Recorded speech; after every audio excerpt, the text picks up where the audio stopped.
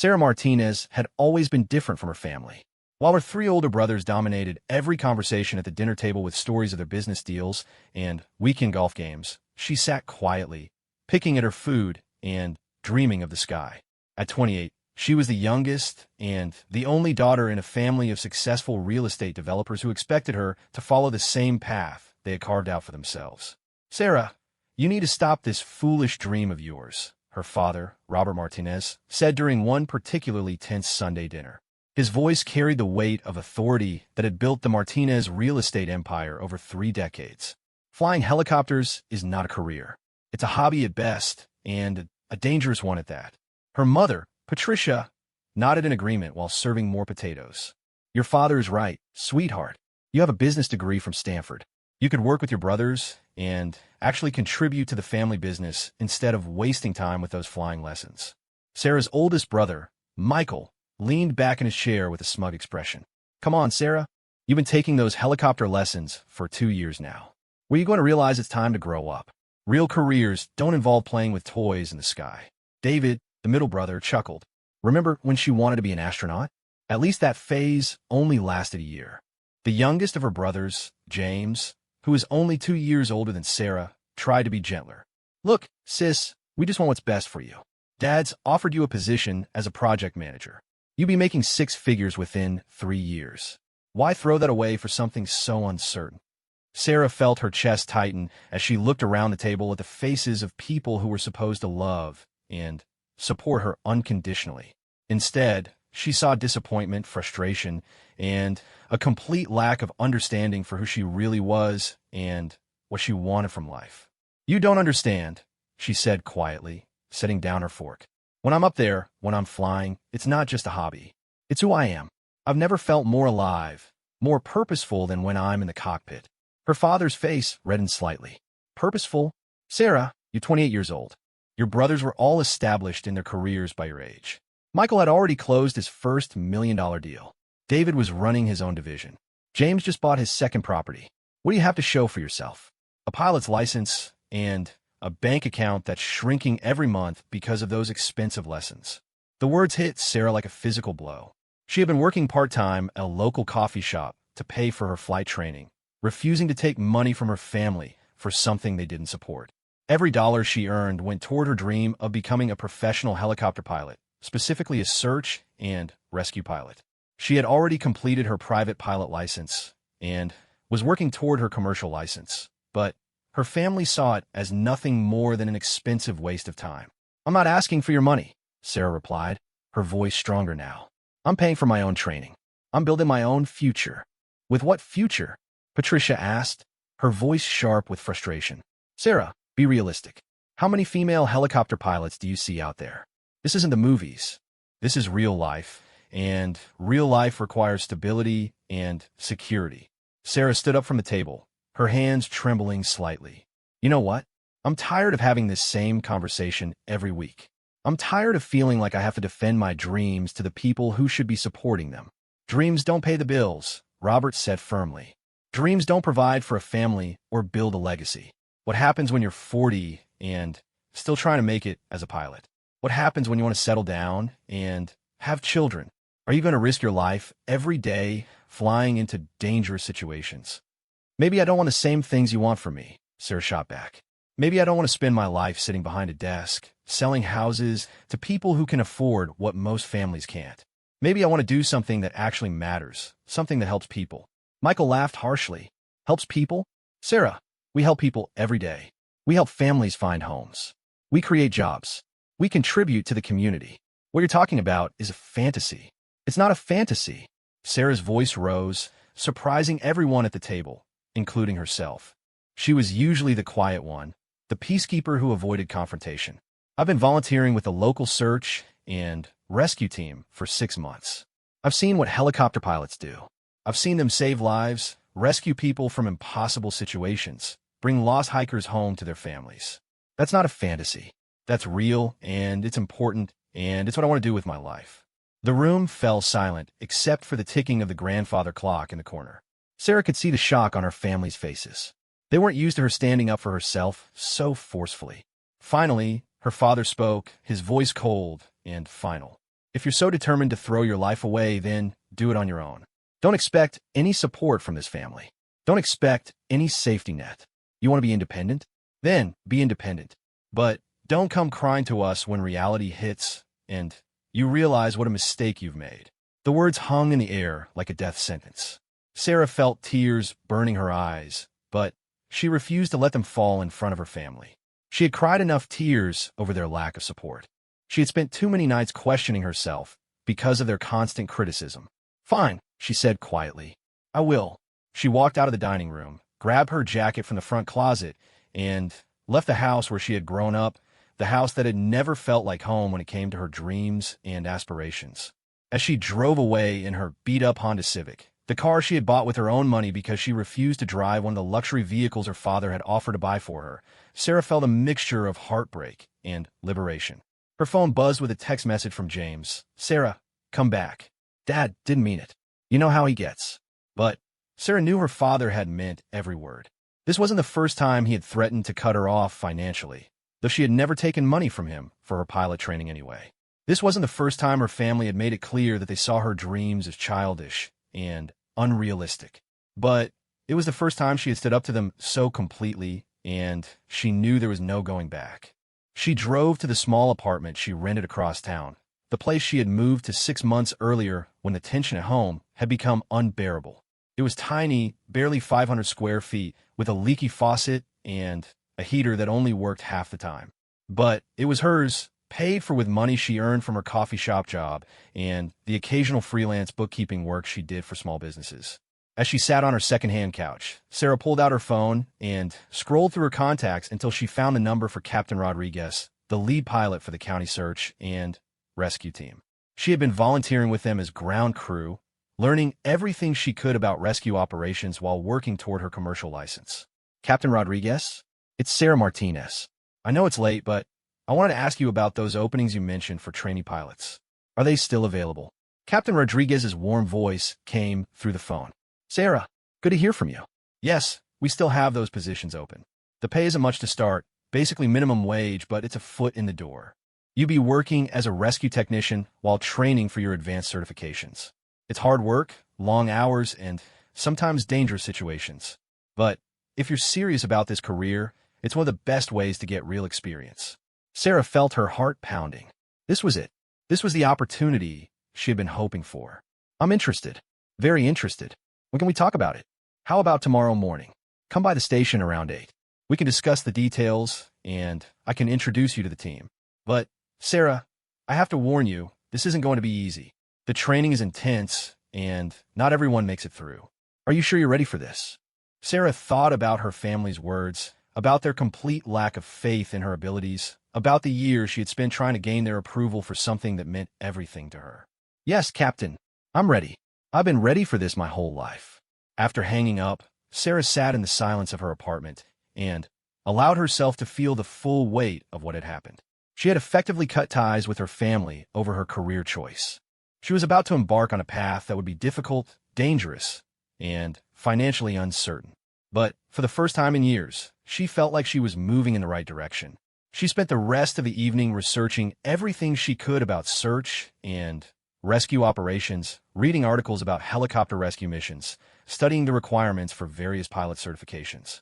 The more she read, the more certain she became that this was exactly what she was meant to do. At midnight, her phone buzzed with another text, this time from her mother. Sarah, please come home. We can talk about this rationally. Your father is just worried about you. Sarah stared at the message for a long time before typing back. Mom, I love you all, but I can't keep living my life trying to meet expectations that don't match who I am. I need to do this. I need to prove to myself that I can make this work. Patricia's response came quickly. You're making a huge mistake. This will ruin your life. Sarah turned off her phone without responding. She had heard enough negativity for one day. Tomorrow would be the beginning of everything she had been working toward, everything she had been dreaming about since she was a little girl watching rescue helicopters on the news and imagining herself as the pilot bringing people home safely. She fell asleep that night with a mixture of anxiety and excitement coursing through her veins. She didn't know what the future held, but for the first time in her life, she was choosing her own path without worrying about what anyone else thought about it. The next morning, Sarah arrived at the search and rescue station 15 minutes early, dressed in jeans and a practical jacket, her hair pulled back in a ponytail. The station was a modest building attached to a large hangar where she could see 2 helicopters and several ground vehicles. The sight of the aircraft made her pulse quicken with excitement.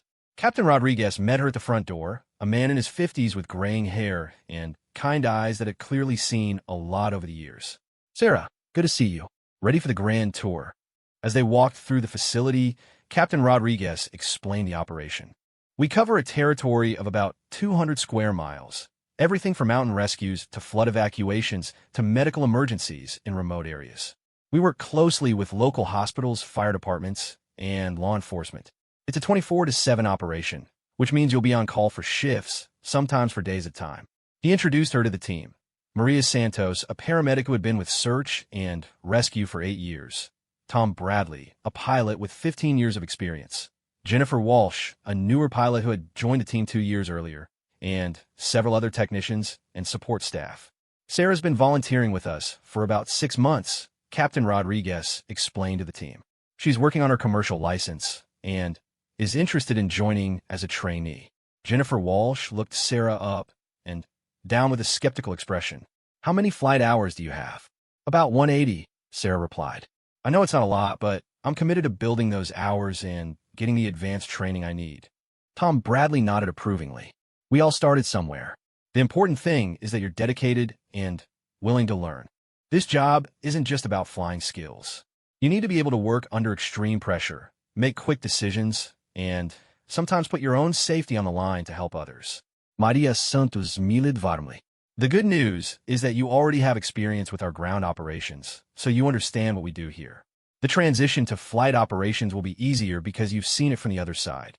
Captain Rodriguez led Sarah to his office where they discussed the details of the position.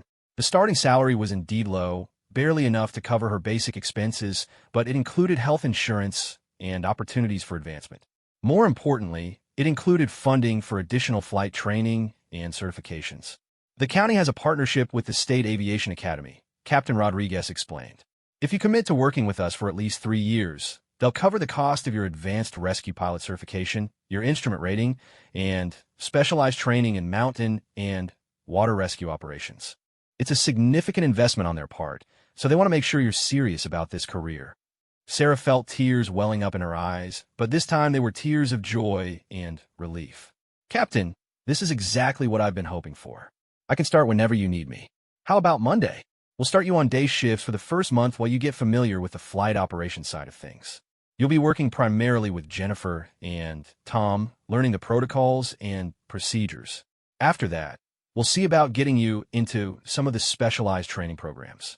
As Sarah drove home from the meeting, she felt like her life had completely changed in the span of 24 hours. She had gone from being criticized and dismissed by her family to being offered the opportunity of a lifetime by people who believed in her potential. That evening, she called her friend Lisa, the only person who had consistently supported her dreams of becoming a pilot. "Lisa, you're not going to believe what happened," Sarah said, unable to keep the excitement out of her voice. "Did you finally tell your family to back off?" Lisa asked with a laugh. "Better than that. I got a job with the county search and rescue team. I start Monday." "Sarah, that's amazing. I'm so proud of you. How did your family take the news?" Sarah's excitement dimmed slightly. "Not well. I think I've pretty much burned that bridge. My dad basically disowned me at dinner last night." "I'm sorry about that," Lisa said gently. "But, Sarah, you can't live your life trying to please people who don't want to understand who you are. Sometimes you have to choose between being true to yourself and keeping peace with people who don't really see you. I know you're right. It just hurts. I keep thinking that maybe if I prove myself, if I show them that this career can be successful and meaningful, maybe they'll come around." "Maybe they will," Lisa said. "But if they don't, that's their loss. You're one of the most determined and capable people I know. You're going to be an amazing rescue pilot." Over the weekend, Sarah prepared for her new job, researching rescue protocols, studying aircraft specifications, and mentally preparing herself for the challenges ahead. She also tried to ignore the constant stream of text messages from her brothers, alternating between attempts to get her to reconsider and criticism of her choices. Sunday evening, her mother called. "Sarah, Please listen to me. Your father has calmed down, and he's willing to discuss this rationally. Come to dinner next Sunday. Let's work this out as a family. Mom, there's nothing to work out. I've made my decision. I start my new job tomorrow, and I'm excited about it. I'd love for you all to be excited for me too, but I understand if you can't be. You're being stubborn and unrealistic, Patricia said, her voice taking on the sharp edge that Sarah knew so well. This job you're talking about, do you even know what the salary is? How are you going to support yourself? How are you going to build a future? I'm going to build it the same way everyone else does, Mom. One day at a time, by working hard and proving myself. The salary might not be much to start, but it's doing something I believe in, something that makes a difference. Making a difference doesn't pay rent, Sarah. Making a difference doesn't build retirement savings or pay for a wedding or support children. Sarah felt the familiar frustration rising in her chest. Mom, I'm 28 years old. I'm not getting married anytime soon. I'm not having children anytime soon. And I'm perfectly capable of paying my own rent. I've been doing it for 6 months. In a tiny apartment that's falling apart because you're too proud to let your family help you. I'm not too proud, Mom. I just want to build something that's mine. I want to earn my success instead of having it handed to me. The conversation ended the same way all their conversations about her career ended, with frustration on both sides and no resolution. But this time, Sarah felt different.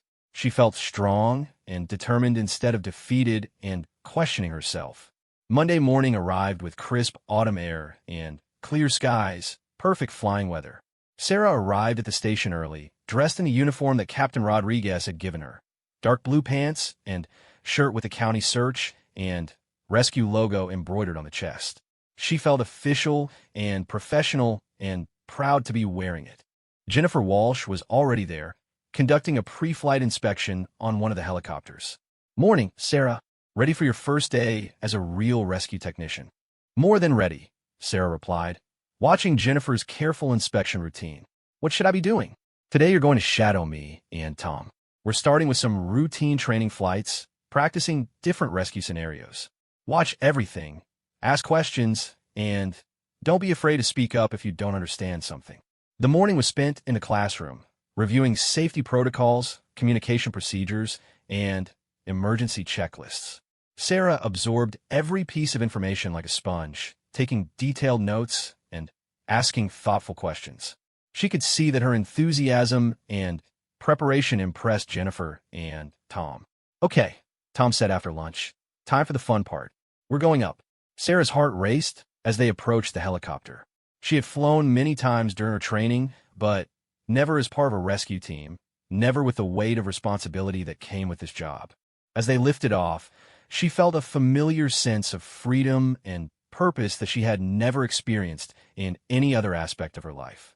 They spent the afternoon practicing different scenarios: medical evacuations, mountain rescues, water rescues, and search patterns for missing persons.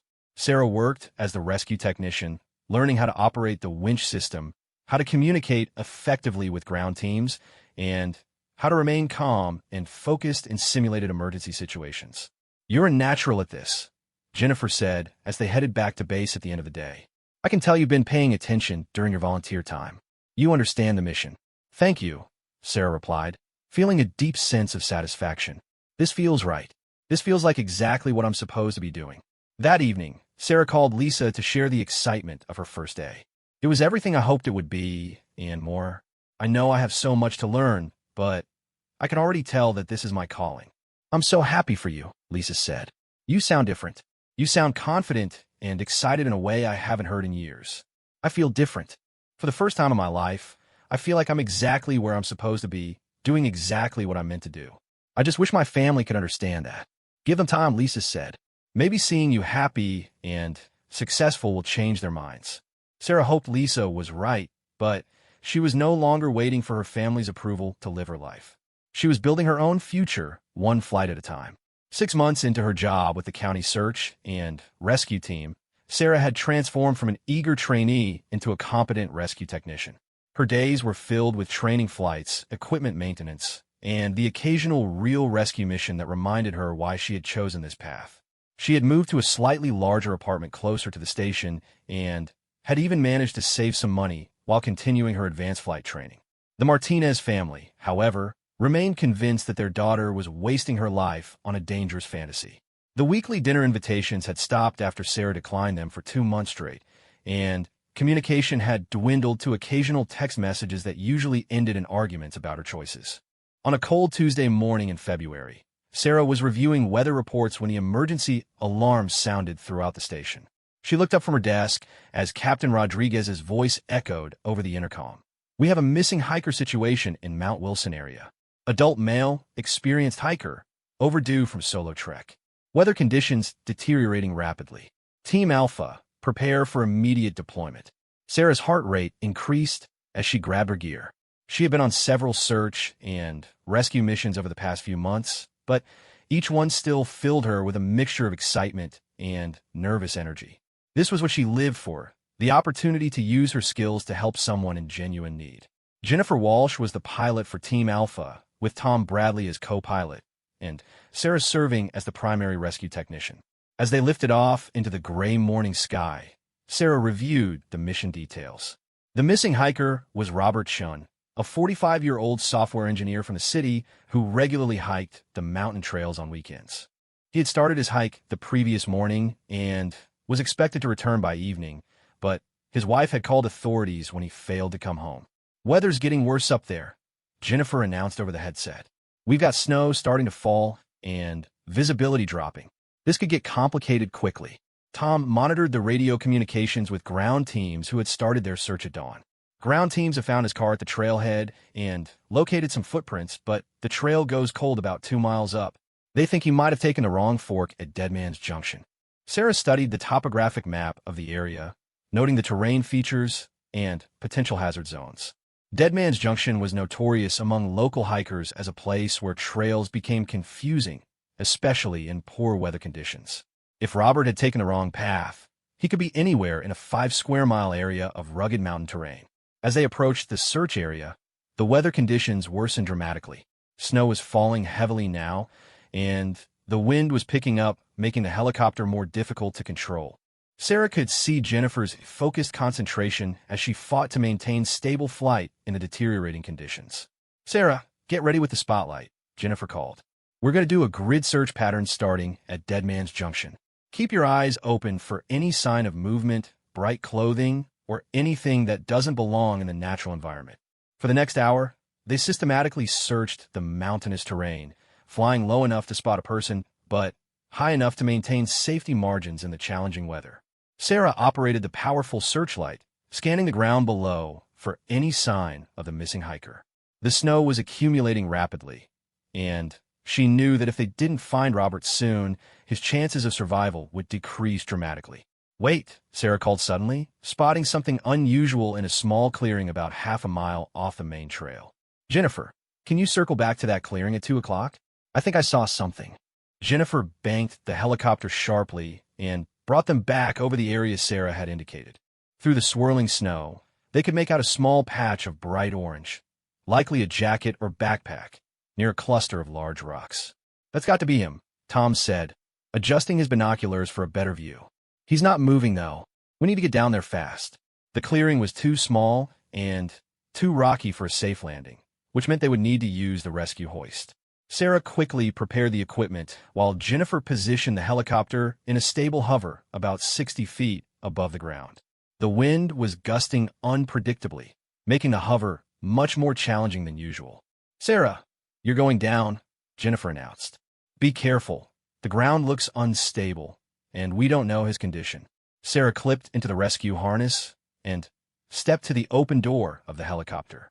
Below her, she could see the orange jacket more clearly now, and she could make out the form of a person lying motionless among the rocks. Her training kicked in as she began her descent, focusing on the technical aspects of the rescue while pushing aside any thoughts of the dangerous conditions. The wind caught her several times during the descent, spinning her around and slamming her against the hoist line. But she maintained control and touched down safely in the clearing, immediately releasing herself from the hoist and running toward the injured hiker. Robert Chun was conscious but clearly in severe pain. His left leg was twisted at an unnatural angle, obviously broken, and he was showing signs of hypothermia after spending nearly 24 hours exposed to the cold mountain weather. He looked up at Sarah with confusion and relief. "Thank God," he whispered through chattering teeth. I thought no one was coming." "We're here now," Sarah said calmly, beginning her assessment of his injuries. "You're going to be okay. My name is Sarah, and I'm a county search and rescue. Can you tell me where you're hurt?" As she worked to stabilize Robert's condition, Sarah radioed her findings to the helicopter crew and to the medical team standing by at the hospital.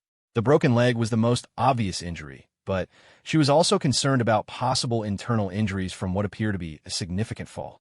"I fell yesterday afternoon," Robert explained as Sarah prepared him for evacuation. "I took the wrong trail and ended up on a ledge. When I tried to climb back up, I slipped and fell about 15 feet. I've been lying here ever since." Sarah worked efficiently to immobilize his leg and wrap him in thermal blankets while the helicopter crew prepared for the extraction. The weather was continuing to deteriorate, and she could hear the strain in Jennifer's voice as she fought to maintain position in the increasingly difficult conditions. "Sarah, we need to move fast," Jennifer's voice crackled through the radio. "Weather's getting worse, and we're reaching our fuel reserves. Can you get them ready for extraction?" "Ready for pickup," Sarah confirmed, having secured Robert in the rescue basket. She helped guide the basket as it was hoisted up to the helicopter, then prepared for her own extraction. But just as she clipped back into the hoist line, a sudden gust of wind caught the helicopter, causing it to shift position dramatically. The hoist line went slack, and Sarah found herself falling the last 10 feet to the ground, landing hard among the rocks. Pain shot through her left shoulder, but she immediately got back on her feet and signaled to the crew that she was okay. The priority was getting Robert to medical care, and her own injury could wait. "Sarah, are you hurt?" Tom's voice came through her radio. "I'm fine," she replied, though her shoulder was throbbing painfully. "Get Robert to the hospital. I can wait for ground extraction if necessary." But Jennifer was determined not to leave anyone behind. "No way. We're getting you both out of here. Tom, prepare for another hoist operation." The second extraction was successful, and within minutes they were flying toward the nearest hospital with Robert stabilized and receiving medical attention. Sarah sat quietly in the back of the helicopter, applying ice to her shoulder and feeling the satisfaction that came with a successful rescue mission. At the hospital, Robert was quickly taken into surgery for his broken leg, while Sarah was examined in the emergency room. Her shoulder was badly bruised but not seriously injured. She would be back to full duty within a week. As she sat in the waiting room, filling out the mission report, she overheard Robert's wife talking to the doctor. "Will he be okay?" the woman asked, her voice filled with worry. "He'll make a full recovery," the doctor assured her. "But I have to tell you, if he had been out there much longer in these weather conditions, the outcome could have been very different." The rescue team got to him just in time. Sarah felt a warm glow of satisfaction. This was why she had chosen this career. This was why she had been willing to fight her family and risk everything to pursue her dreams. She had literally saved someone's life today, brought a husband home to his wife, made a difference in a way that felt meaningful and important. Later that evening, as she drove home from the hospital, Sarah's phone rang. It was her mother. "Sarah, are you all right? I heard on the news that there was a rescue in the mountains today, and someone said they thought they saw your name mentioned." Sarah was surprised that her mother had been paying attention to local news about search and rescue operations. "I'm Fina. Mom, we had a successful mission today. We found a missing hiker and got him to medical care." Were you involved in the actual rescue?" "Yes, I was the rescue technician. I went down on the hoist to get him." There was a long pause on the other end of the phone. "Sarah, that sounds very dangerous." "It can be dangerous," Sarah admitted. "But we train extensively for these situations, and we have excellent safety protocols. The important thing is that we saved someone's life today." Another pause. I'm glad you're safe." It was the closest thing to approval Sarah had heard from her mother since she had started this career, and it meant more to her than she had expected. Maybe there was hope that her family would eventually come to understand and accept her choices. The next morning, Sarah arrived at work to find Captain Rodriguez waiting for her with a serious expression on his face. "Sarah, I need to talk to you about yesterday's mission." Her heart sank. Had she made a mistake? Had her fall during the extraction caused problems she wasn't aware of? "Sir, If this is about my fall during the extraction, I want you to know that I followed all safety protocols, and I never put the mission at risk." Captain Rodriguez smiled and shook his head. "Sarah, this isn't about anything you did wrong. In fact, it's quite the opposite. I've been reviewing the mission reports and talking to Jennifer and Tom. Your performance yesterday was exceptional.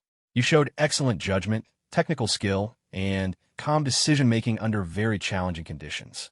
Relief flooded through Sarah. "Thank you, sir. It was a team effort. That's exactly the attitude I'm looking for," Captain Rodriguez continued. "Sarah, I've been watching your development over the past 6 months, and I think you're ready for the next step. How would you feel about accelerating your pilot training? We have an opening for an advanced trainee pilot position, which would mean more flight hours, specialized rescue pilot training, and significantly more responsibility." Sarah felt her pulse quicken with excitement. "I would be very interested in that opportunity, Captain."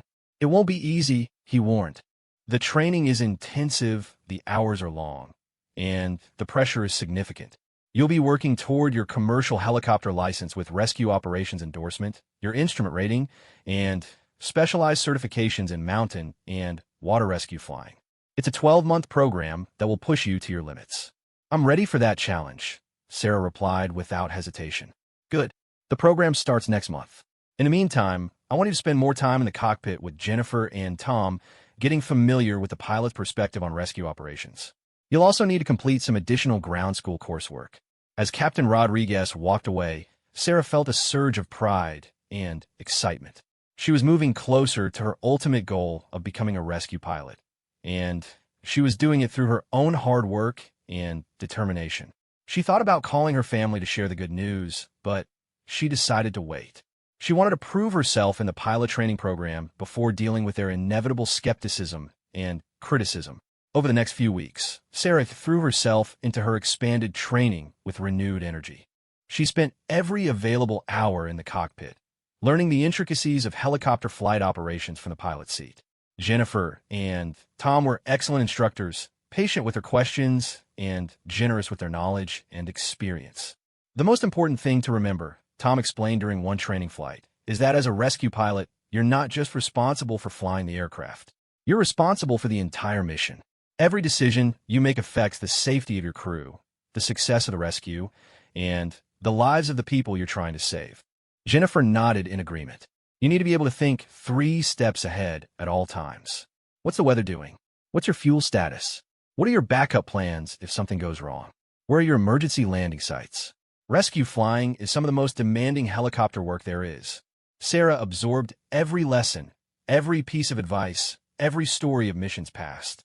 She studied weather patterns, memorized topographic maps of the region, and practiced emergency procedures until they became second nature. She was determined to be the best rescue pilot she could possibly be. One evening, as she was leaving the station after a particularly long day of training, Sarah received a text message from her brother James. "Dad's in the hospital. Heart attack. Thought you should know." Sarah's world stopped. Despite all the tension and conflict with her family, the thought of losing her father filled her with panic and regret. She immediately called James. "How bad is it?" she asked without preamble. "He's stable now, but it was touch and go for a while. He's at Presbyterian Hospital downtown. Mom's been there all day." Sarah didn't hesitate. "I'm on my way." "Sarah, I should warn you, Mom and Dad are still upset about everything. I don't know how they'll react to seeing you." "I don't care," Sarah replied. "He's my father. I need to be there." The drive to the hospital was one of the longest of Sarah's life. She thought about all the things she had wanted to say to her father, all the ways she had hoped to prove herself to him, all the conversations they might never have if something happened to him. By the time she reached the hospital, she was fighting back tears. She found her family in the cardiac care waiting room. Her mother looked exhausted and worried. Her brothers were speaking quietly with a doctor, and everyone looked up in surprise when Sarah walked in. "Sarah," her mother said, her voice filled with emotion. "You came." "Of course I came," Sarah replied, going to hug her mother. "How is he?" Michael stepped forward, his expression guarded. "He's stable. The doctors say he's going to recover, but he needs bypass surgery. They're operating tomorrow morning." Sarah felt a wave of relief. Her father was going to be okay. "Can I see him?" Her mother and brothers exchanged glances. "He's sedated right now," Patricia said carefully. "And, Sarah, you need to understand, He's been under a lot of stress lately. The doctors think that might have contributed to the heart attack. Sarah felt a chill of understanding. Are you saying that I caused this? That my career choices gave him a heart attack? We're not saying anything, David said quickly. We're just saying that there's been a lot of family tension lately, and that's not good for anyone's health. Sarah stared at her brothers and mother in disbelief. Even in a moment like this, even when their father was lying in a hospital bed, they were still blaming her for following her dreams and building her own life. You know what? Sarah said quietly. You're right. Family tension isn't good for anyone. That's why I've been trying to live my own life without constantly arguing about it. She turned and walked out of the waiting room, not trusting herself to say anything else. In the hallway, she leaned against the wall and tried to process what had just happened. She had come to the hospital out of love and concern for her father, and instead of finding support and family unity in a crisis, she had found more blame and criticism. I'll check on him tomorrow when he's awake. As she drove home, Sarah realized that she had been holding on to hope that her family would eventually come around, that they would see her success and be proud of her choices. But maybe some relationships just weren't meant to be repaired, no matter how much you wanted them to work.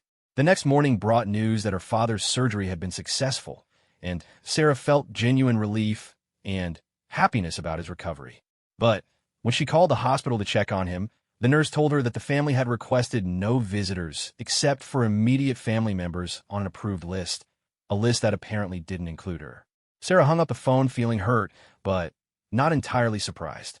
Her family had made their choice, just as she had made hers. She could only hope that someday they would find a way back to each other, but she couldn't put her life on hold waiting for that day to come. 18 months after starting her advanced pilot training program, Sarah Martinez had become one of the most skilled rescue pilots in the county search and rescue operation. Her dedication, natural flying ability, and calm decision-making under pressure had earned her the respect of her colleagues and the trust of Captain Rodriguez. She had successfully completed her commercial helicopter license, her instrument rating, and specialized certifications in mountain rescue and water rescue operations. The relationship with her family, however, had remained frozen in a state of polite distance. After her father's heart attack and recovery, there had been occasional text messages on birthdays and holidays, but no real communication or reconciliation. Sarah had learned to accept that some bridges might never be rebuilt, and she had focused her energy on building her career and finding fulfillment in the work that she loved. On a humid Thursday morning in late summer, Sarah was conducting routine maintenance checks on a primary rescue helicopter when the emergency alarm sounded throughout the station. She looked up from her checklist as Captain Rodriguez's voice came over the intercom with unusual urgency. All teams to the briefing room immediately. We have a multiple casualty incident at the Grandview Plaza construction site. Partial building collapse with workers trapped. This is a level 3 emergency response. Sarah's pulse quickened as she secured her maintenance equipment and headed for the briefing room. Level 3 emergency responses were the most serious situations they handled, involving multiple casualties and complex rescue operations that required all available resources and personnel. The briefing room was filled with the entire search and rescue team, along with representatives from the fire department, police, and emergency medical services. Captain Rodriguez stood at the front of the room with a grim expression, a large diagram of the construction site displayed on the screen behind him. Here's what we know, Captain Rodriguez began. At approximately 10:15 a.m., a section of the new Grandview Plaza office building collapsed during construction. We have confirmed casualties and an unknown number of workers trapped in the debris. The building is a mixed-use development with retail space, offices, and a restaurant on the upper floors. Sarah felt her stomach clench as she looked at the diagram of the building location. Grandview Plaza was a major development project in the heart of the city's business district, a project that she knew her family's real estate company had been heavily involved in promoting and marketing. The thought that people she might know could be trapped in that debris made the situation feel even more urgent and personal. The collapse appears to have been caused by a structural failure in the main support system, Captain Rodriguez continued. Fire department teams are on scene with search and rescue dogs, but the debris pile is unstable and they're having difficulty accessing some areas safely. That's where we come in. The plan was complex and dangerous. The helicopter teams would provide aerial assessment of the collapse zone, transport emergency medical personnel to areas that ground teams couldn't reach safely, and potentially conduct evacuations from upper floors of the partially collapsed building that were still intact, but no longer accessible by stairs or elevators. Sarah was assigned as the primary pilot for Team Bravo, with Maria Santos as her rescue technician and a trauma surgeon from the county hospital as additional medical personnel. It was the first time she had been designated as the lead pilot for such a major operation, and she felt the weight of responsibility settling on her shoulders. Sarah, Captain Rodriguez, said as the teams prepared to deploy, "This is exactly why we put you through such intensive training. Trust your skills, trust your training, and trust your team. You're ready for this." As Sarah conducted her pre-flight checks, she pushed aside any thoughts about her family's involvement with the Grandview project and focused entirely on the mission ahead. There were people trapped in that building who were counting on her and her team to get them out safely. Everything else was secondary to that responsibility.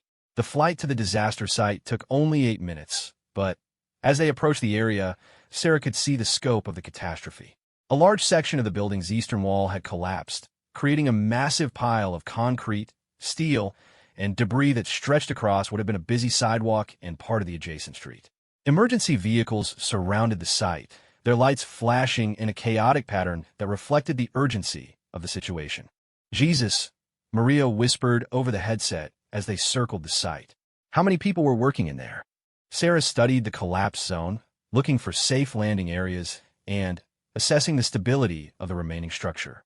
Part of the building was still intact, but she could see obvious structural damage that made the entire area dangerous and unpredictable. "Team Bravo, this is ground command," the radio crackled. "We need you to evacuate 3 workers from the 5th floor of the intact section. Stairwells are blocked, and the structure is too unstable for ladder trucks to get close enough." Sarah maneuvered the helicopter toward the damaged building, fighting turbulent air currents created by the heat rising from the debris and the downdrafts caused by the nearby high-rises. This was some of the most challenging flying she had ever attempted. Precision hovering in a confined urban area with unpredictable wind conditions and unstable structures. "I can see them," Dr. Patricia Kellerman, the trauma surgeon, announced from the cabin. 3 people on what looks like a partially collapsed balcony area. They appear to be injured, but mobile.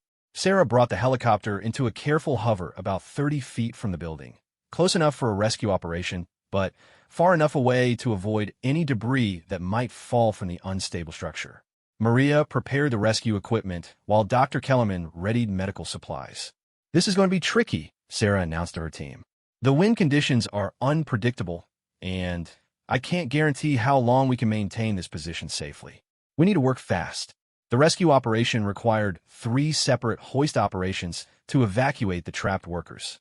Each person had to be carefully secured in a rescue harness and lifted from the unstable balcony to the safety of the helicopter cabin. Sarah fought to maintain precise position control while dealing with swirling winds and the constant threat of falling debris from the damaged building. During the second evacuation, as Maria was bringing up a worker with a severe leg injury, a section of debris shifted in the collapse zone below, sending a cloud of dust and small pieces of concrete flying through the air. Some of the debris struck the helicopter's tail section with metallic clanging sounds that made Sarah's heart race.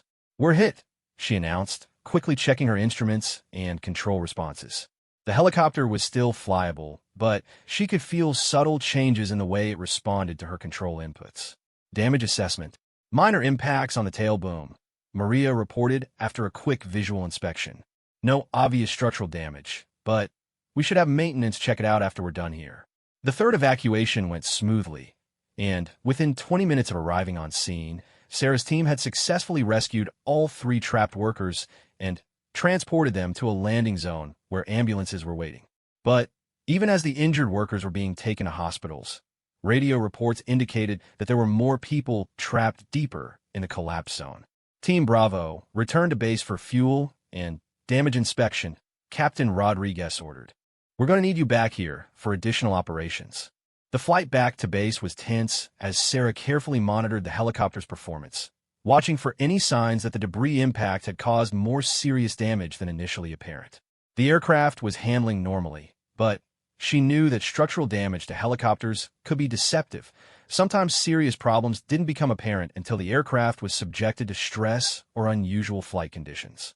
The maintenance inspection at the base revealed superficial damage to the tail boom and a small crack in one of the rear windows, but nothing that would prevent the aircraft from continuing operations. Within an hour, Sarah and her team were refueled, resupplied, and ready to return to the disaster site. When they arrived back at Grandview Plaza, the scene had evolved significantly. Fire department teams had made progress in stabilizing some areas of the debris pile, but they had also discovered that the collapse zone was larger and more complex than initially believed.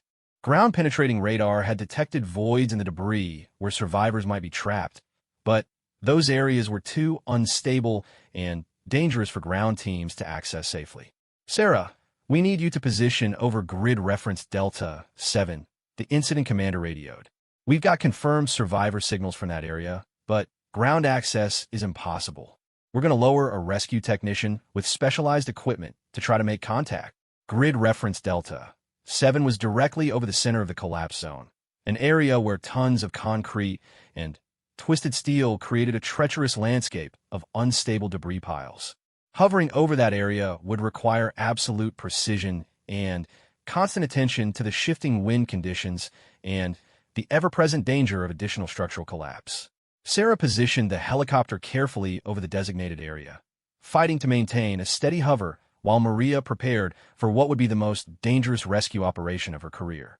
Dr. Kellerman monitored radio communications with the ground teams, coordinating medical preparations for whatever they might find in the debris below.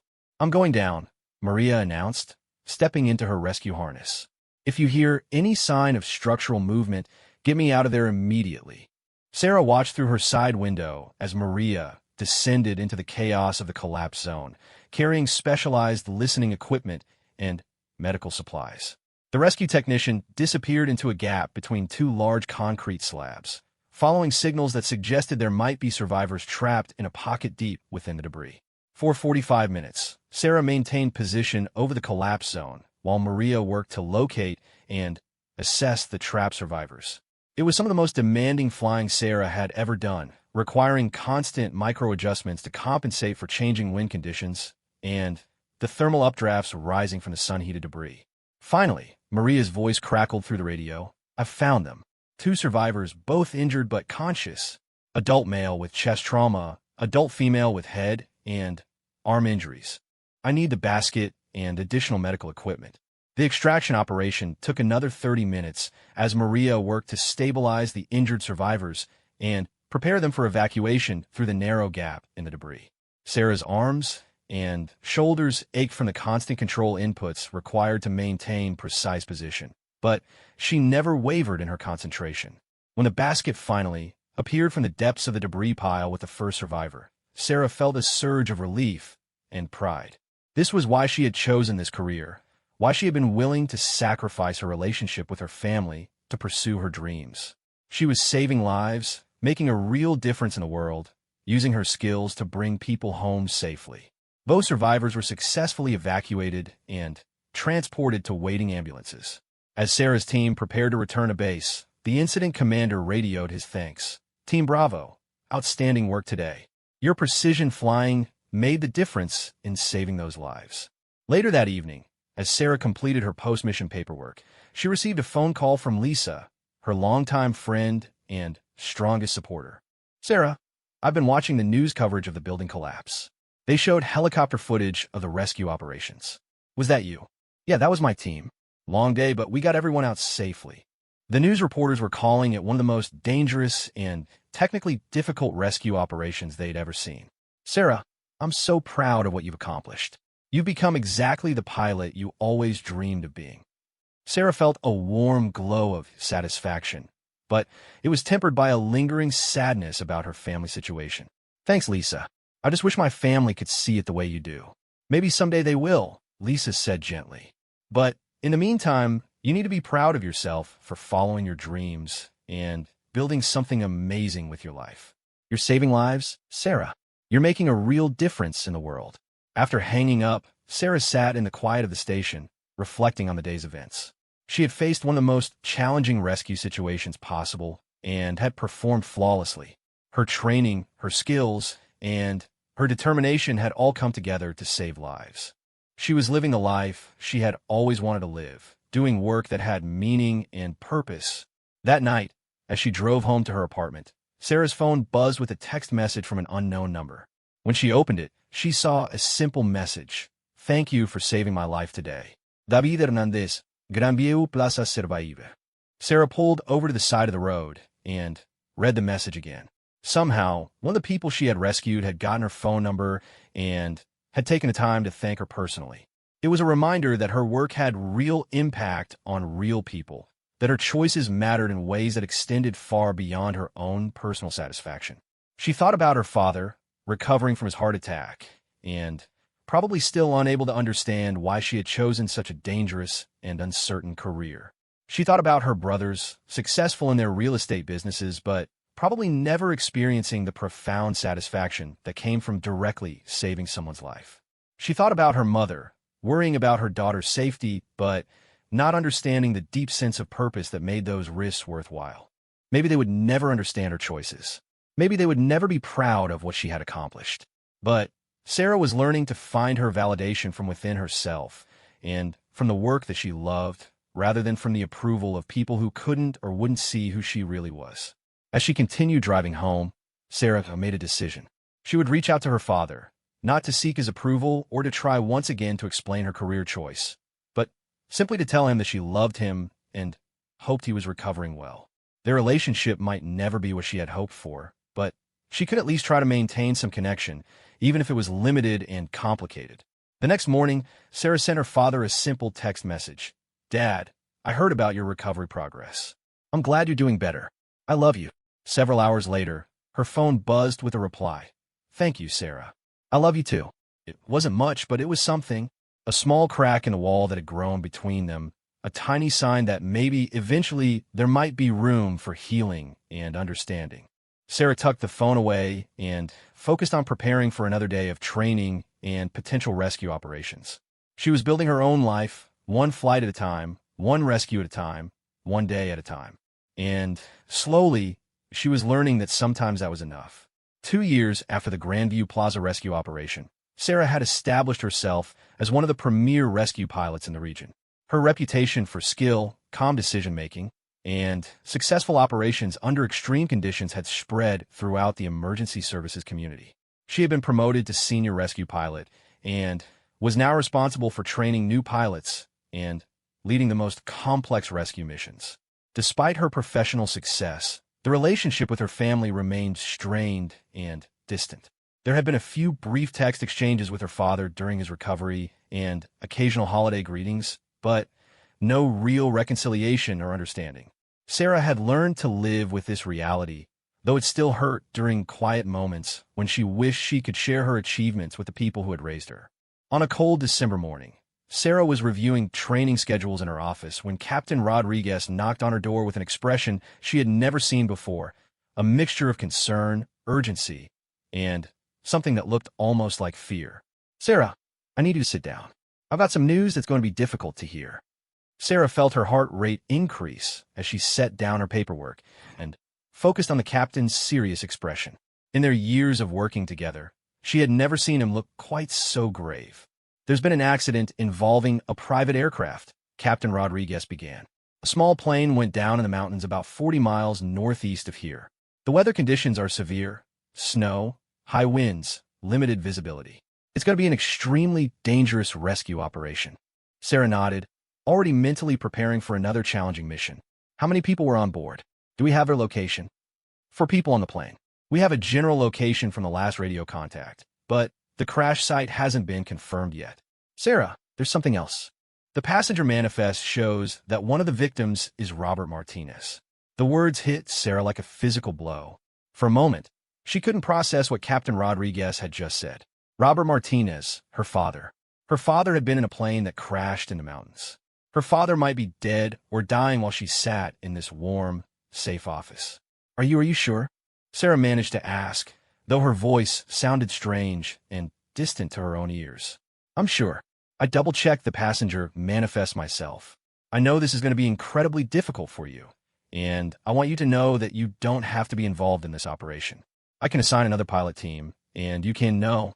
Sarah's voice was stronger now, though her hands were shaking slightly. "No, I'm the most experienced mountain rescue pilot you have. If my father is trapped in those mountains, I want to be the one flying the rescue mission." Captain Rodriguez looked at her with concern. "Sarah, I understand how you feel, but this kind of personal involvement can cloud judgment and compromise safety. The conditions up, they're going to be extremely dangerous. I need pilots who can think clearly and make rational decisions."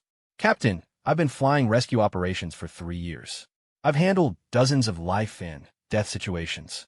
I'm not going to let my personal feelings compromise the mission. If anything, having my father's life on the line is going to make me more focused and determined than ever."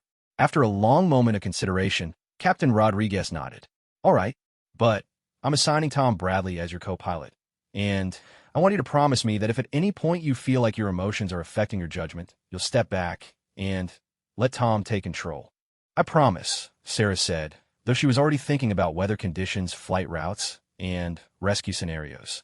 Her father was out there somewhere, possibly injured, possibly dying, and she was the person best qualified to find him and bring him home safely.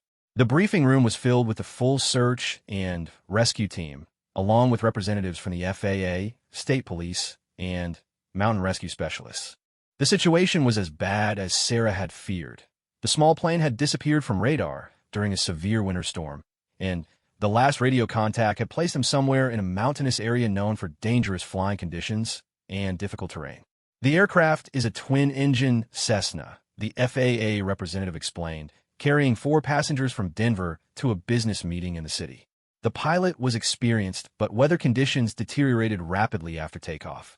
"We believe they may have been attempting an emergency landing when radio contact was lost." Tom Bradley, who would serve as Sarah's co-pilot, reviewed the weather reports with a grim expression. "Visibility is near zero up there, winds gusting up to 60 miles per hour, and snow accumulation is already significant. This is going to be some of the most challenging flying conditions we've ever attempted." Sarah studied the topographic maps of the search area, noting the terrain features, elevation changes, and potential hazards. The region was characterized by steep ridges, narrow valleys, and dense forest coverage that would make spotting a crashed aircraft extremely difficult even under ideal conditions. "Ground teams are being deployed to the most likely crash sites," Captain Rodriguez announced, "but the weather is preventing them from making much progress. Air search is going to be our primary resource for locating the aircraft." Maria Santos, who would serve as the rescue technician for Sarah's team, reviewed the medical equipment and rescue gear. "If we find survivors, extraction is going to be complicated by the weather and terrain. We need to be prepared for multiple casualties and potentially serious injuries." As the team prepared for deployment, Sarah tried to push aside thoughts about her father's condition and focus on the technical aspects of the mission. But images kept flashing through her mind. Her father lying injured in the wreckage, her family waiting for news, the possibility that she might be too late to save him. The flight to the search area was turbulent and challenging, with strong winds buffeting the helicopter and snow reducing visibility to just a few hundred yards at times. Sarah fought to maintain control while Tom monitored navigation and communication systems, guiding them toward the area where the plane had last been detected. "Sarah, how are you holding up?" Tom asked quietly over the intercom. "I'm focused on the mission," Sarah replied, though she could hear the tension in her own voice. "Let's find that plane." For 2 hours, they conducted systematic grid searches of the mountainous terrain, flying low enough to spot wreckage, while high enough to maintain safety margins in the severe weather conditions. The visibility was so poor that they often couldn't see the ground until they were directly over it, making the search both dangerous and frustrating. "Wait," Maria called from the cabin, pointing toward a narrow valley between 2 ridges. "I think I see something metallic down there. Can you bring us around for another look?" Sarah banked the helicopter carefully, fighting the gusting winds as she maneuvered for a better view of the area Maria had spotted. Through the swirling snow, she could make out what looked like scattered pieces of wreckage spread across a small clearing in the forest. "That's definitely aircraft wreckage," Tom confirmed, adjusting his binoculars for a better view. "Looks like the plane broke apart on impact. I can see parts of the fuselage and what might be an engine." Sarah's heart was pounding as she circled the crash site, looking for signs of survivors. The wreckage was scattered across a wide area, indicating a high-impact crash, and she could see no movement or signs of life from the air. But she also knew that survivors could be sheltered in the wreckage or hidden by snow and debris. "I need to get down there," Maria announced, preparing her rescue equipment. "The landing zone is too small and too unstable for a helicopter landing. I'm going to have to hoist down." The hoist operation in the severe weather conditions was one of the most dangerous Sarah had ever attempted. The wind was gusting unpredictably, the snow was reducing visibility to near zero at times, and the terrain below was rough and unstable. But she maintained precise control as Maria descended toward the wreckage, knowing that her father's life might depend on her ability to hold position in the impossible conditions. "I'm on the ground," Maria's voice crackled through the radio, moving toward the main section of wreckage. "I can see. Sarah, I found them. I found 4 people." Sarah's breath caught as she waited for more information. Were they alive? Was her father among them? 3 casualties with serious injuries, 1 fatality, Maria continued.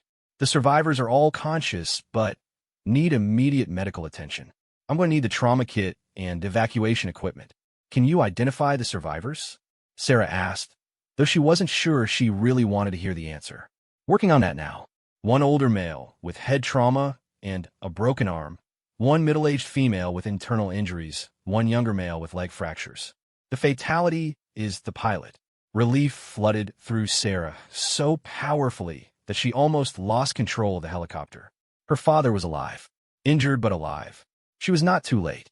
The evacuation operation required 3 separate hoist cycles to bring all the survivors up to the helicopter. The weather conditions made each operation extremely dangerous, with sudden wind gusts threatening to slam the rescue basket against the aircraft or send it spinning out of control. Sarah's father was brought up during the first evacuation, and though he was unconscious and clearly seriously injured, she could see that he was breathing steadily, and his injuries, while significant, didn't appear to be life-threatening. She wanted to speak to him, to let him know that she was there, that she had found him, but her responsibilities as pilot required her to focus entirely on flying the aircraft safely. During the second evacuation, as they were bringing up the female survivor, a sudden downdraft caught the helicopter and sent it dropping toward the trees. Sarah fought the controls, pulling power and adjusting the cyclic to recover altitude, but for a terrifying moment, it looked like they might crash into the forest below. "Sarah," Tom called out, ready to take control if necessary. But Sarah had already recovered, pulling the helicopter back to a safe altitude and resuming the evacuation operation. Her training and experience had taken over, her muscle memory and instincts overriding the emotional turmoil of the situation. The flight to the hospital was a race against time. All 3 survivors had serious injuries that required immediate medical attention, and the weather was continuing to deteriorate. Sarah pushed the helicopter to its limits while Tom coordinated with the hospital's trauma team and monitored the patient's vital signs. At the hospital, Sarah's father and the other survivors were rushed into emergency surgery, while Sarah and her team were debriefed by the incident commanders. The mission had been successful. 3 lives saved under extremely difficult conditions, but Sarah was emotionally and physically drained from the intense flying and the personal stakes involved. "Sarah, that was exceptional flying," Captain Rodriguez told her as they prepared to return to base. "I've never seen anyone maintain that level of precision under such challenging conditions. You should be proud of what you accomplished today." But Sarah was barely listening. All she could think about was her father lying in the operating room, fighting for his life. She had found him and brought him to safety, but she didn't know if it had been enough, if she had gotten there in time to make a difference. "I need to stay here," Sarah told Captain Rodriguez. "I need to wait and see how he comes through surgery." "Of course," the captain replied. "Take all the time you need. Tom can fly the helicopter back to base." As Sarah sat in the hospital waiting room, still wearing her flight suit and rescue gear, she thought about the irony of the situation. For 3 years, her father had criticized her career choice, had called it dangerous and meaningless. Now his life had been saved by the very skills and training that he had tried to convince her to abandon.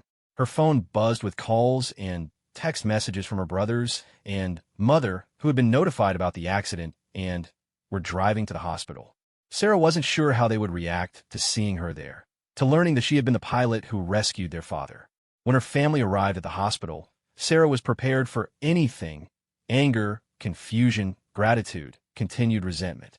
What she wasn't prepared for was the way her mother immediately embraced her and began sobbing against her shoulder.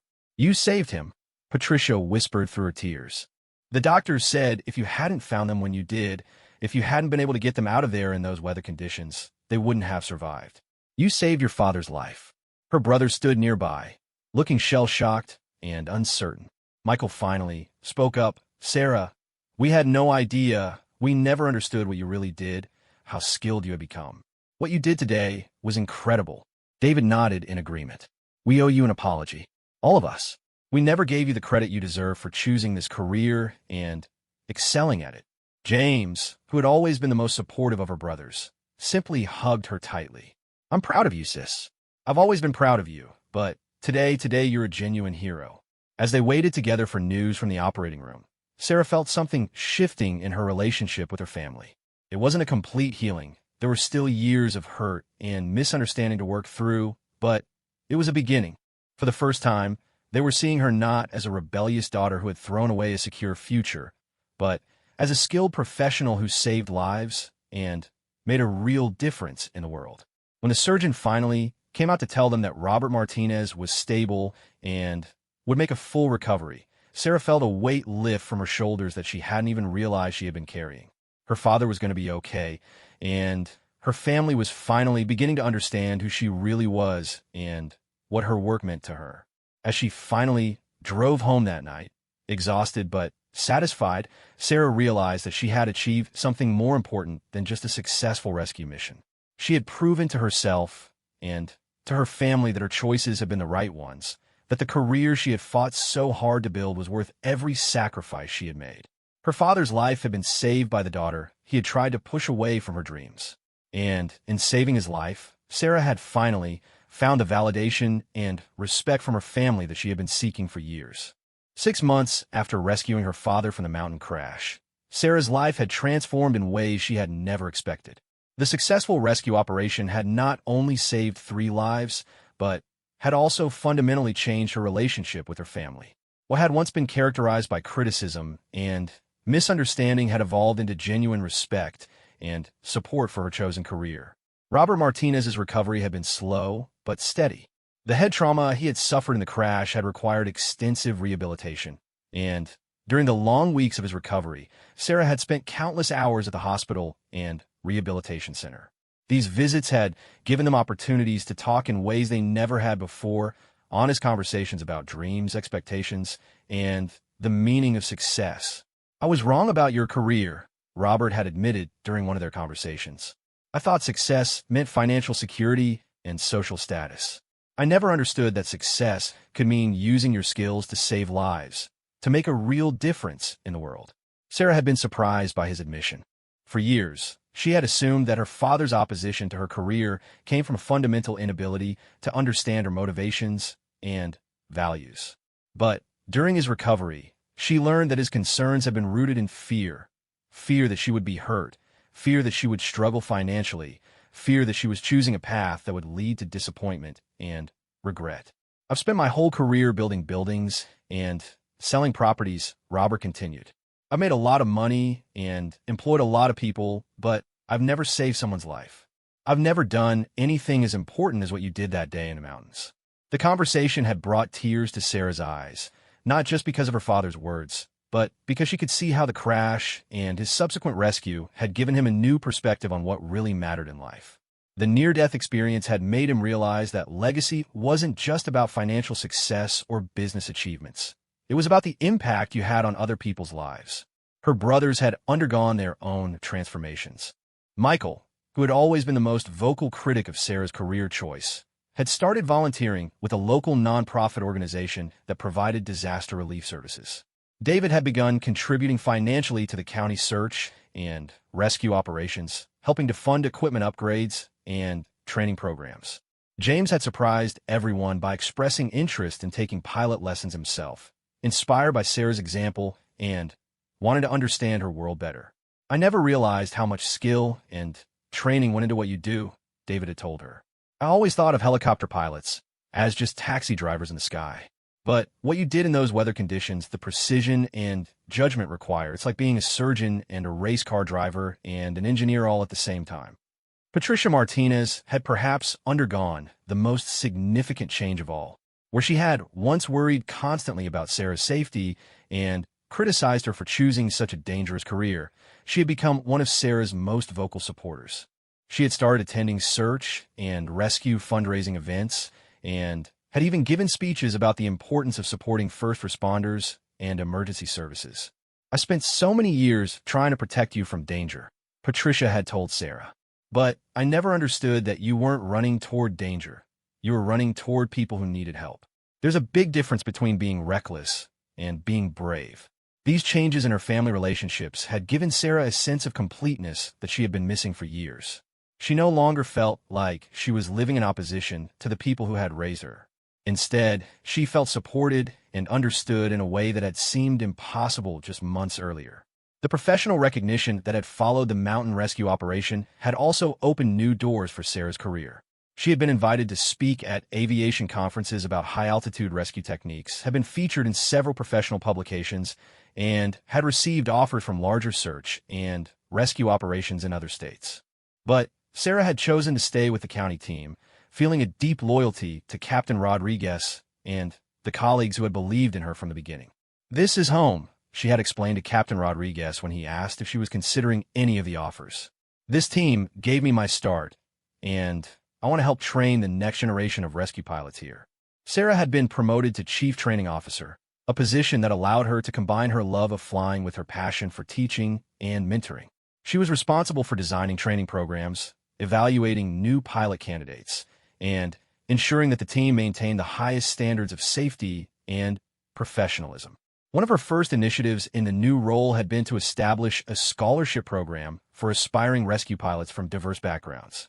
Sarah remembered how difficult it had been to fund her own training while working part-time jobs, and she wanted to ensure that financial barriers didn't prevent other talented individuals from pursuing careers in emergency services. Too many capable people never get the chance to explore careers like this because of the cost of training, Sarah had explained to the county commissioners when proposing the scholarship program. "We're missing out on potential talent because we're only drawing from people who can afford expensive flight training." The program had been approved and funded through a combination of county resources and private donations, including a significant contribution from Martinez Real Estate. Robert Martinez had insisted on supporting the program as a way of honoring his daughter's work and ensuring that other young people would have opportunities to pursue their dreams in aviation and emergency services. On a bright spring morning, exactly 3 years after starting her career with the county search and rescue team, Sarah was conducting a training flight with Jennifer Walsh, a new pilot candidate who reminded her of herself at that age, enthusiastic, determined, and slightly overwhelmed by the complexity of rescue operations. "The most important thing to remember," Sarah explained as they practiced precision hovering exercises, "is that this job is about more than just flying. You're responsible for the entire mission, for the safety of your crew, and for the lives of the people you're trying to save. It's a huge responsibility, but it's also the most rewarding work you'll ever do." Jennifer nodded, her concentration focused on maintaining position over a simulated rescue site. "Did you always know you wanted to do this kind of flying?" Sarah smiled, thinking about the long journey that had brought her to this moment. "I knew I wanted to fly, and I knew I wanted to help people. But it took me a while to find the courage to pursue it, especially when everyone around me thought it was a mistake." "What changed your mind? What made you decide to go for it, even when people didn't support you?" "I realized that I had to choose between living my own life and living the life other people wanted for me," Sarah replied. "And I decided that I'd rather fail at something I believed in than succeed at something that didn't matter to me." Their training flight was interrupted by an emergency call, a hiking accident in the state park, with one person injured and trapped on a cliff face. Sarah immediately switched from instructor mode to mission commander mode, taking control of the aircraft and heading toward the emergency site. "This is what we call a real-world training exercise," Sarah told Jennifer as they flew toward the park. "You're going to observe and assist, and we'll debrief the operation afterward." The rescue operation went smoothly, a routine technical rescue that demonstrated the value of thorough training and preparation. The injured hiker was successfully evacuated and transported to medical care, and Sarah's team performed flawlessly under pressure. "That was incredible," Jennifer said as they returned to base. "The way you coordinated with the ground team, the precision of your flying, the way you made such a complex operation look easy. It was like watching an artist at work." Sarah felt a warm glow of satisfaction, not just from the successful mission, but from the opportunity to share her knowledge and experience with the next generation of rescue pilots. This was exactly what she had envisioned when she accepted the training officer position, the chance to pass on her skills and help others discover their own potential in this challenging and rewarding field. That evening, Sarah attended a family dinner at her parents' house, the first time in 4 years that she had felt completely comfortable and welcome at these family gatherings. The conversation was filled with questions about her work, stories about recent rescue missions, and plans for future family activities that included rather than excluded her career. "I have some news," Robert announced as they finished dinner. "The city council has approached me about serving on a committee to improve emergency services coordination. They want someone from the business community who understands the value of search and rescue operations." Sarah raised an eyebrow in surprise. "Dad, that's great. You'd be perfect for that kind of role. I was thinking that maybe you could help me understand some of the technical aspects," Robert continued. "I want to make sure I can represent the needs of the rescue teams effectively." "I'd be happy to help," Sarah replied, feeling touched that her father wanted to learn more about her field and contribute to improving emergency services in their community. Michael cleared his throat and looked slightly embarrassed. "Actually, I have an announcement too. I've been accepted into the volunteer firefighter training program. I figured it was time I stopped just writing checks to charity and started actually helping people directly." Sarah stared at her oldest brother in amazement. Michael, who had always been focused solely on business success and financial achievement, was planning to become a volunteer firefighter. The transformation in her family's values and priorities continued to surprise her. "That's fantastic, Michael. Firefighting is challenging work, but it's incredibly rewarding. You're going to love it." David and James exchanged glances before David spoke up. "Since we're apparently all making announcements about public service, James and I have been talking about starting a nonprofit foundation focused on supporting emergency services training and equipment.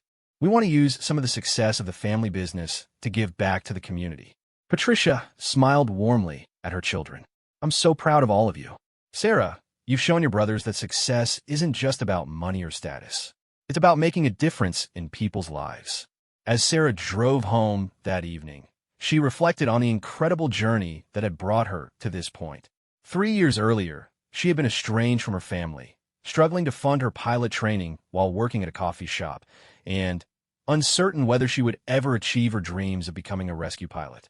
Now she was a highly respected senior pilot, a training officer responsible for developing the next generation of rescue personnel, and, most importantly, she had a restored relationship with her family based on mutual respect and understanding rather than conflict and disappointment. Her phone buzzed with a text message from Lisa, her longtime friend and supporter. "Saw the news story about today's rescue. You looked so professional and confident on camera. I'm so proud of how far you've come." Sarah smiled as she read the message. Lisa had been there through all the difficult times, offering encouragement when her family was critical, celebrating her successes when no one else seemed to understand their significance, and providing unwavering friendship through the ups and downs of building her career. She typed back, "Thanks for never giving up on me. Your support meant everything during the hard times." Lisa's response came quickly. "I always knew you were going to be amazing at this. You just needed the chance to prove it to yourself and to everyone else." As Sarah settled into her apartment, she had moved to a larger place closer to the station, a comfortable space that she had furnished with items chosen for their meaning rather than their cost. She thought about the young woman she had been 3 years ago. That person had been filled with dreams and determination, but also with doubt and fear about whether she was making the right choices. The woman she had become was confident in her abilities, secure in her relationships, and deeply satisfied with the career she had built. She had saved dozens of lives, trained numerous new pilots, and proven that it was possible to build a meaningful and successful life by following your passions rather than following the expectations of others. But Perhaps most importantly, she had learned that sometimes the relationships that seem most damaged can be healed if people are willing to see each other clearly and honestly. Her family's transformation hadn't happened overnight, and it hadn't been easy, but the crisis that had brought them together had given them all an opportunity to reconsider their values and priorities. On her desk sat a framed photograph from the county search and rescue team's annual award ceremony. Sarah was receiving recognition for her role in the mountain rescue operation that had saved her father's life, but what made the photo special was that her entire family was there in the audience, applauding and smiling with genuine pride. Next to that photo was another image, this one from a recent training exercise where Sarah was working with Jennifer Walsh and two other new pilot candidates. The young faces in the photo reminded her of her own early days with the team, filled with excitement and determination to prove themselves in this challenging field. Sarah had become not just a skilled rescue pilot, but also a mentor and role model for others who wanted to pursue careers in aviation and emergency services. She was helping to build the next generation of rescue personnel while continuing to save lives and make a difference in her community. As she prepared for bed, Sarah thought about the rescue operation scheduled for the next morning, a training exercise with a local high school group that was interested in learning about emergency services careers. She would have the opportunity to share her story with young people who might be facing their own challenges in pursuing their dreams despite opposition or doubt from others. Follow your passion, work hard, and don't let anyone convince you that your dreams are too dangerous or too uncertain, she planned to tell them. Sometimes the path that seems riskiest is actually the one that leads to the most meaningful and fulfilling life. Sarah Martinez had learned that lesson the hard way, through years of family conflict and personal struggle. But she had also discovered that persistence, skill, and genuine dedication to helping others could overcome almost any obstacle. She had built a career that saved lives and a life that was filled with purpose and satisfaction. Most importantly, she had proven that sometimes the people who push you away the hardest are the ones who need you the most. And sometimes the career they try to discourage you from pursuing is exactly the one that will allow you to save them when they need it most. The girl who had been criticized for her dangerous dreams had become the woman who rescued her father from a mountain crash. The daughter who had been told her career was meaningless had become the pilot who gave meaning to the concept of family love and forgiveness. Sarah fell asleep that night with a smile on her face, excited about the training flights scheduled for the next day and the lives that she and her team would undoubtedly touch through their work. She had found her calling, repaired her family relationships, and built a life that was exactly what she had always dreamed it could be. The rescue pilot who had once been pushed away had become the person everyone could count on to bring them safely home.